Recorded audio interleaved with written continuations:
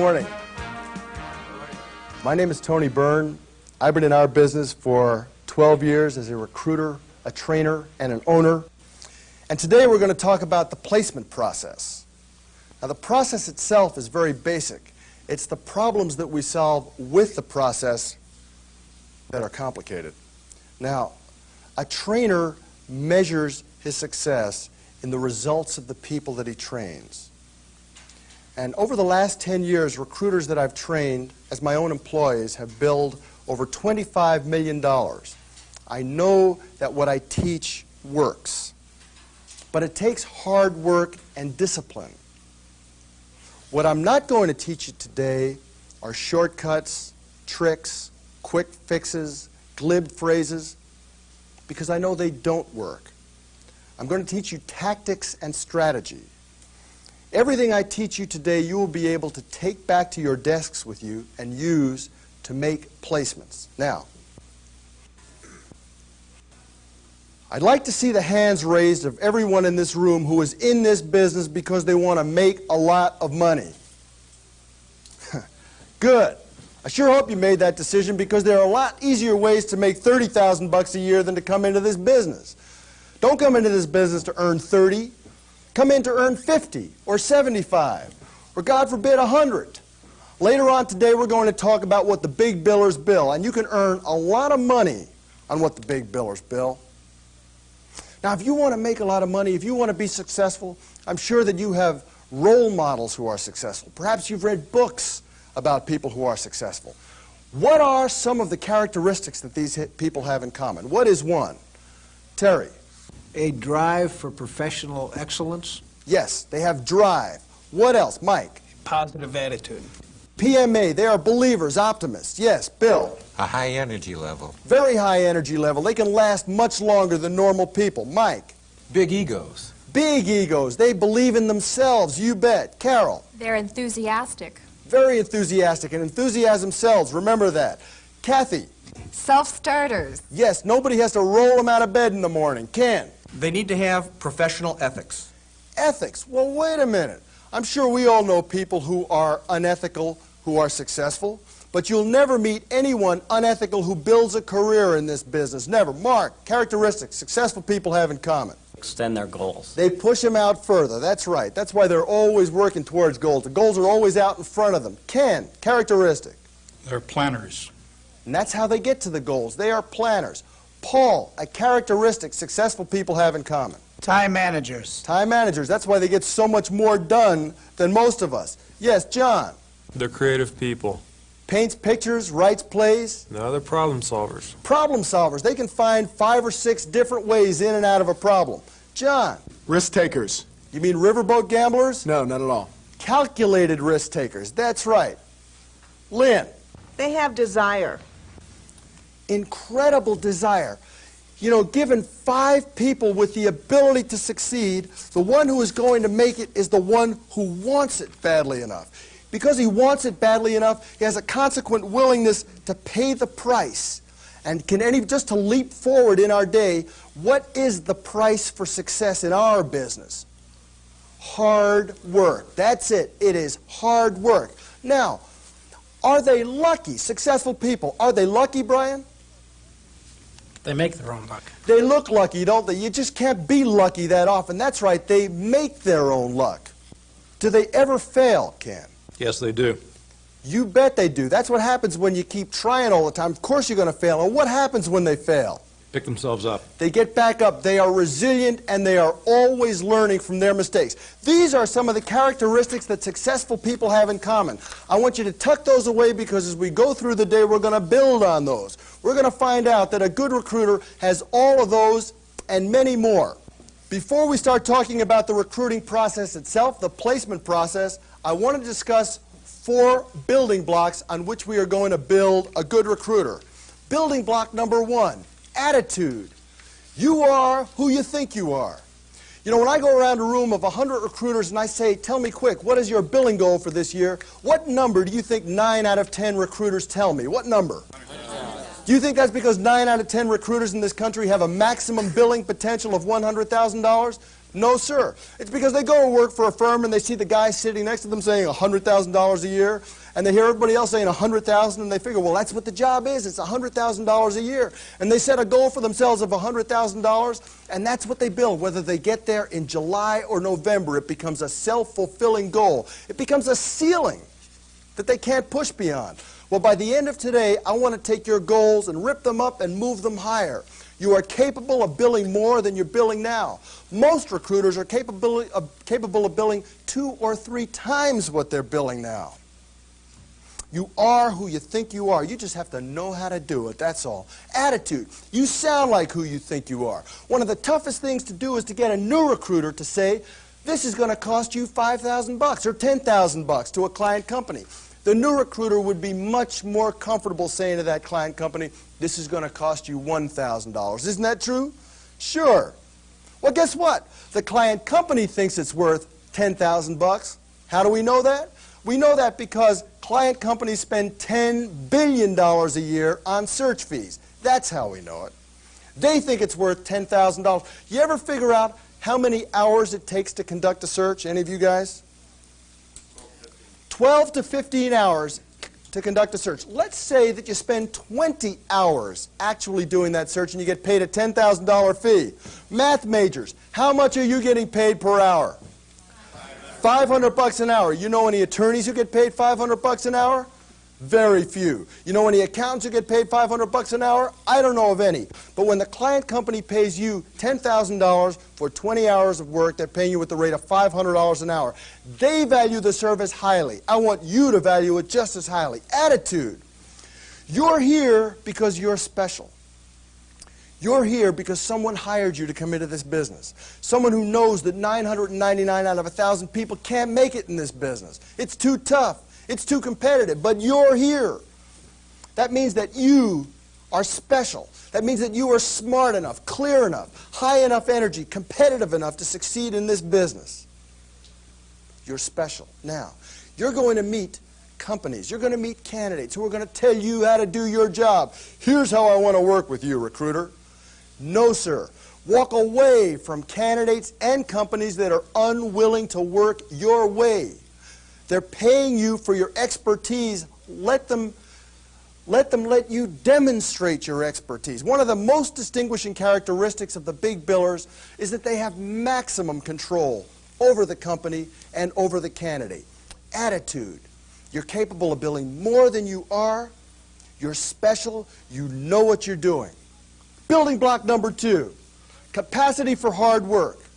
The harder you work, the more you'll earn. It is a straight line. Now, of course, there's always somebody out there listening to me who says, well, what he really means is that we should work smart, right? Let me tell you how you get to $100,000 a year in billing. You do it by working hard, by working 9, 10 hours a day, sometimes 6 days a week. You know how you get to $250,000 a year in billing? By working smart, hard. You never stop working hard. You get to 20 send-outs a month first. And then while you're still at 20 send-outs a month, you start working at the send-out to placement ratio. The recruiter who thinks that now that he's billing 100 or 150, he can start working fewer hours is going to fail. Now, you make your money on the telephone, not shuffling paper. And I mean on 5-minute calls, not half-hour calls. Yes, half an hour on the phone with a candidate that we're going to present to a company. Yes, half an hour on the phone when we're taking a job order. Yes, half an hour on the phone with a client that wants to shoot the breeze because a client is everything in this business. But all other calls, 5 minutes on and off. Now, there is paperwork to be done, mountains of it. Do it in the morning, do it at lunchtime, do it after you plan at night. Just don't do it during the prime time hours of the day. Under capacity for hard work, one last point. I got bad news for you. There is homework to be done every single night. Monday, Tuesday, Wednesday, Thursday night, Friday and Saturday we get off, and Sunday night. Homework to be done because you are competing with people who are talking to candidates at night. And if they are and you're not, they're speaking to more candidates than you are. Law of averages says they'll beat you to the good ones. They'll make more placements than you do. And there's another practical reason that we have to talk to candidates at home at night. What is it? Some of them just can't talk at work. That's right, just can't talk at work. Capacity for hard work. Building block number 3, listening. Harvard Business Review says 80% of your job is listening. Tune in to the tone of voice, the hidden objection. Don't interrupt candidates and employers. When the person on the other end of the phone is talking, don't be thinking about what you're going to say next. If you just listen, that candidate will tell you how to place him, and that company will tell you how to make the placement. And of course, that sounds real simple, doesn't it? Just listen. Well, I'll tell you, listening is hard work. You want to burn calories? Try keeping your mouth closed for a whole morning. It is hard to do. Don't feed answers. Experienced guys, tell me if this sounds familiar. You're talking to a candidate who earns $40,000, and you say, what's the minimum amount of money that you would accept to change positions? 44, 45? Or you're talking to a candidate who is about to give notice, and you say, is there anything your company could do to keep you? You know, what if they match the offer? Or what if they put you over in Larry's group? Feeding answers, don't do it. You new guys, you are great listeners because you don't know what you're talking about. And you ask a question and you listen for the answer. And what happens? You learn fast. And 2-3 months into a new recruiter's career in this business, you hear him start feeding answers. He says to the employer, what's the title for this position? Project engineer. Oh, you want someone to do this, this, and this. Or he says to the candidate, what do you do? I'm a senior tax accountant. Oh, you mean you do this, this, and this. Don't feed. Listen. And if you miss something, have them repeat it. If you don't understand something, have them explain it. Building block number 4, planning. Planning is the key to a well-executed day. When I go into a search firm to increase productivity, I don't work on the 9-hour day. I work on the 1-hour day. Because if I can get a recruiter to plan, I can double his number of phone calls, which is going to double the number of candidates he's working with, double the number of job orders, which theoretically should double the number of send-outs he gets. And of course, if I can double the number of send-outs, I can double or better the number of placements that he makes. Now, planning properly done takes 1 hour. I used to teach plan in half an hour, but you can't plan in half an hour. It takes an hour. 20 minutes to plan marketing. 20 minutes to plan recruiting. 20 minutes to plan follow-up. Follow-up is setting interviews, briefing, debriefing candidates and companies, checking references, closing, negotiating, and interviewing. And it's that follow-up activity that breaks a recruiter's concentration. See, a recruiter is marketing or a recruiter is recruiting, gets one of these incoming debrief calls, handles it for 20 minutes, forgets where he was, and the whole day is shot. Well, if all your calls are written out, you can come in, hit the phones in the morning, handle those spontaneous interruptions, go right back to whatever it was you were doing. Now, typically, recruiters are poor planners. Why? Because it's boring. Thank you. That's right. Recruiters like to be where the action is, where the excitement is, which is on the phone. But big billers plan all the time, every day. You know why? Because they can't get their volume of send-outs handled and their volume of telephone calls done unless they're all planned the night before. You see, a big biller spends more time in a day just setting up interviews than most of us spend in the office, period. Just setting up interviews. I have met recruiters, office support recruiters, who get 100 send-outs a month. Yeah, she's an animal, but she gets 100 send-outs a month. Now, of course, the most send-outs I've ever seen an executive-level recruiter get is about 45, and I'd be thrilled to death if you get 20. But even to get 20, you have to plan so that you get not only those send-outs done, but all the other activity that's going to go along with it, the results of those send-outs. All right, on those 4 building blocks, attitude, capacity for hard work, listening, and planning, we are going to build a good recruiter. Ready? Class starts. Let's talk about the 30 steps of the placement process. I am going to list them. We're going to zoom through them, and then we're going to go back and discuss them one by one. Step number 1, take a complete job order. And I emphasize complete, because if it's not complete, you're going to wind up having to go back to the employer several times during the course of this search to get more information. If it's not complete, you're not even sure you should be working, or I'm not sure you should be working it. Step number 2, make a recruiting plan. Recruiting plan is going to tell us who are we looking for and where do we go to look to find them. Step number 3, do a file search. We can find that candidate in the files. Let's do it. Let's not overcomplicate it if we don't have to. But unable to find them in the files, we now go to step number 4, which is name gathering, digging, fishing, sourcing. This is identifying candidates for our position who are not in our files. Number 5, we're going to contact that candidate. Number 6, profile the candidate. Now, very often, 5 and 6 are going to be the same step. But sometimes 5 and 6 are not the same step. We contact them this afternoon. We profile them this evening. We've come up with a candidate who is qualified and interested. So number 7, we are going to present that candidate to the employer. Employer likes what he hears. So number 8, set up the first interview. First interview is going to take place tomorrow. So number 9, we are going to prep the candidate for the first interview.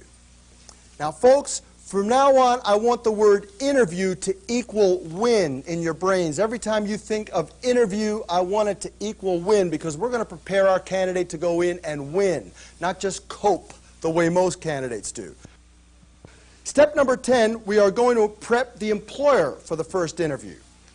You know, recruiters spend a lot of time prepping the candidate to meet the employer's needs, and almost no time preparing the employer to meet the candidate's needs. Candidate has needs too. He has personal needs. He has professional needs.